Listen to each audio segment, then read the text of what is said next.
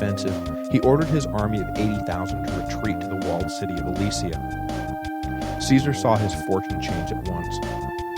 Alesia was a hill fort located between two rivers, and though it would be nearly impossible to storm, it was also nearly impossible to keep it resupplied. All he had to do was ring the city and prevent any relief from getting through. After that, it was just a matter of waiting for those trapped inside to surrender. So Caesar ordered a wall built around the entire city.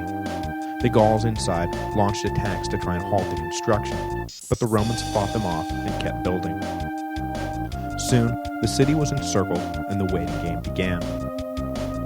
But then word came of a new wrinkle. A relief army, estimated at some 60,000, was on its way. Caesar, thinking fast and unwilling to lose his opportunity to force Vercingetorix's surrender, ordered a second wall be built, this one facing out, towards the oncoming army. Once this wall was completed, the Roman army's whole world collapsed to the few hundred yards between the two walls. The game now boiled down to who would relent first. The Romans were not well stocked, but those trapped in Alesia were already starving to death. The commander of the newly arrived Gallic army knew Vercingetorix would not be able to hold out much longer, so he launched a full-scale attack at a weak point in the outer wall. The legions massed to repel the assault, but slowly began to lose ground. Fearing that the day and the whole campaign might be slipping away, Caesar personally led his cavalry out from behind the walls and circled around behind the Gauls. Suddenly surrounded, the Gauls panicked and broke apart in disarray. Inside Alesia, Vercingetorix watched with resignation as his rebellion came to an end. There was no hope of lifting the siege now. The next day, the Gallic king rode out of the city on his horse and surrendered to Caesar, hoping to spare as many of his people as possible from future reprisals. The siege of Alesia, which ended in October of 52 BC, marked the end of organized resistance to Roman rule in Gaul. Caesar had achieved everything he had set out to do, conquering vast new territories for Rome, exploring lands heretofore unknown, and making himself an incredibly wealthy and famous man. He hoped that his victories would earn him safe passage back to Rome and freedom from prosecution once he arrived there. But I think we all know that this was never meant to be. Next week, we will bring the rest of the players in this greatest of Roman dramas up to that fateful year of 49 BC. While Caesar was in Gaul, Crassus had started a war with, and then been destroyed by, the Parthians. Pompey had slowly moved into the senatorial camp after his consulship ended. Cicero had been banished and then unbanished from the city, while Cato had been forced to take an unwanted command in Cyprus by Clodius, whose free grain program excited the masses, distressed the Senate, and eventually led to the populist Hellraiser's murder, a murder that would spark riots as rival gangs took to the streets to battle one another for control of the city.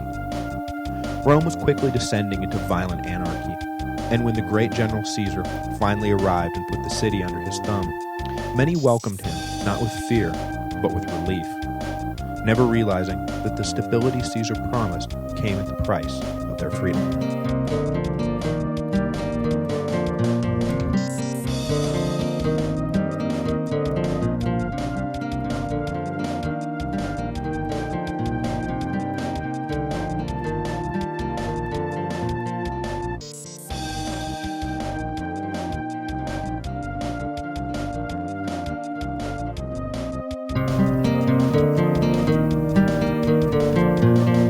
Hello, and welcome to the History of Rome.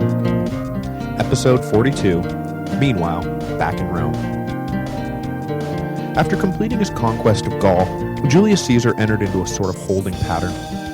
The Senate refused to let him return to Rome until he disbanded his army, but Caesar refused to return unless he was allowed to keep his army. It was a critical moment, not just for Caesar, but for the fate of the whole Roman world. We all know what happened, or we will shortly. But before we get into that tense showdown, I want to wind the clock back a few. Probably the most famous thing to have occurred in the decade. The rest of Rome did not simply stop what they were doing and wait for another dispatch from mighty Caesar.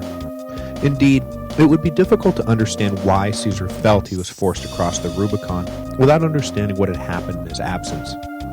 It was a decade that saw the death of Crassus after one of Rome's greatest military defeats, the breaking of the Triumvirate, and increasing civil unrest in the city as both the populist tribunes and the conservative Senate grew more inflexible and radicalized.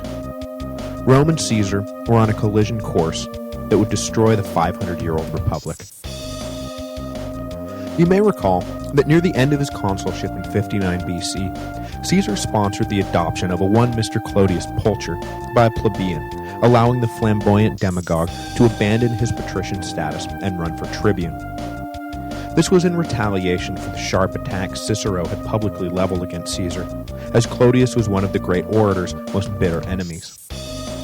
The whole adoption was completely illegal for a laundry list of reasons, but you may have noticed that the rule of law did not count for much in Rome these days. Once Clodius was in a position of authority, the deal was that he would go after Cicero full bore and make him realize that messing with Caesar was very bad for his health.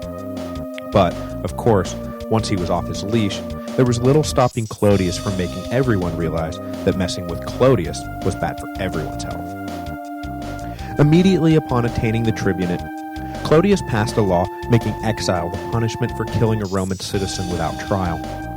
There was absolutely no doubt who the intended target of the law was, as this was exactly what Cicero had done when putting down the Catiline conspiracy. Once the law was passed, Clodius and the growing gang of thugs whom he surrounded himself with drummed up popular support for the banishment of Cicero from Rome. At first, Cicero could scarcely believe that the gambit would work, and turned to his friends in the Senate for support, and specifically to Pompey, to put a stop to the craziness. But the word had gone out that the Triumvirate supported Clodius's vendetta against Cicero. Though neither Caesar nor Pompey necessarily supported banishing Cicero, they felt compelled to follow through on what they had set in motion. When Pompey refused to speak on Cicero's behalf, the craziness became reality. In 58 BC, no doubt still reeling in disbelief, Cicero packed up and sailed for Macedonia, unsure if he would ever see Rome again. It was, by his own admission, the lowest moment of his life, and he confessed that during his exile, suicide crossed his mind on more than one occasion. With Cicero out of the way, Clodius next set his sights on Cato. The Triumvirate had far fewer misgivings about getting rid of the moralizing teetotaler, and embraced Clodius's scheme to remove the powerful senator from Rome. Clodius, who obviously saw politics through a highly personal lens, hatched a plot to take care of two enemies at once. When he was a young man, Clodius, like Caesar, had been taken hostage by Cilician pirates. The young patrician had demanded that the king of nearby Cyprus pay the ransom, but the king had refused to come to the aid of this demanding young nobody, earning the lifelong enmity of Clodius, who now, suddenly, was somebody. So now, after years of nursing a grudge, Clodius had his revenge. He passed a law stripping Cyprus of its client kingdom status and annexing it officially into the empire. He then nominated Cato as the perfect candidate to govern the new territory, what with his well-known administrative skills and reputation for honesty, etc., etc. Cato was flummoxed. He couldn't say no to the appointment, but did not want to leave the city at this critical hour. It was clear that Rome was being taken over by lawless thugs who would destroy all that was good and pure about Rome if they were not checked. But like Cicero before him, he could find no one who would help him avoid this de facto banishment. So Cato left Rome, the king of Cyprus was deposed, and Clodius patted himself on the back. This was almost too easy. For his next trick, Clodius introduced Rome to something that, at the time, was highly controversial, hence the need to get rid of Cato and Cicero, but would soon become an undislodgeable cornerstone of public policy, the free grain dole. The overpopulation and underemployment in the city was a source of constant worry and tension for middle and upper-class Romans. With more than 1 million people now crammed on top of one another, everyone was aware that if these people were not fed, the richest, most powerful city of the ancient world would likely be consumed by its own hungry citizens.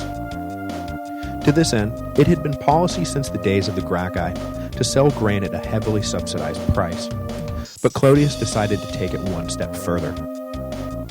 He pointed out to the teeming masses that they all lived in, well, the richest, most powerful city in the world, and it was a gross injustice that the nobles lived such splendid lives, enjoying all the luxuries that empire afforded, while they lived in such squalor, barely able to feed themselves. Veterans who had fought to win the empire that now sustained the rich deserved better. Farmers who had been displaced by slaves so the rich could make more money deserved better. Urban citizens who had seen their standard of living deteriorate because of the influx into the city of the former two groups deserved better. They all deserved better. The mobs were eager to buy what Clodius was selling, because Clodius wasn't planning to sell them anything. He was planning to give them stuff for free. And nothing says popular like free stuff. So Clodius was able to push through his free grain allotments, which ultimately served some 200,000 poor citizens of Rome. Augustus would consider repealing the grain dole during his reign, but ultimately decided against it. Once given, it is hard to take away, and it simply wasn't worth the price of feeding the masses to risk revolution. Free grain was here to stay. But despite his efforts to neutralize his enemies, Clodius was not operating in a political vacuum.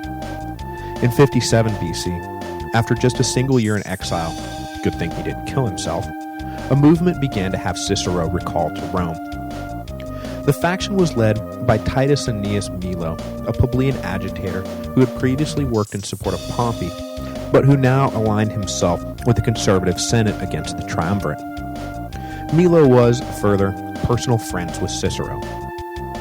He was elected tribune and made it a priority to bring his friend home. The rivalry between Clodius and Milo would define Roman street politics for the next few years. Both controlled gangs of former soldiers and gladiators who could be mobilized at a moment's notice to support this or that proposal. Violent clashes and small-scale riots became a frequent feature of Roman life, as the heads of these rival gangs fought physically where once words had been the weapon of choice. The degeneration of discourse from verbal sparring to literal sparring would be the catalyst for Pompey's elevation to a near dictatorship, which we will get to in a moment. Milo, despite Clodius's attempts to physically halt the proceedings, managed to lift the judgment on Cicero, and in the summer of 57 BC, the senator was welcomed back to Italy by an adoring crowd, much to his happy surprise. But his return to Rome was bittersweet. In his absence, Clodius had confiscated Cicero's estates, both in the country and on the Palatine Hill, and had them demolished.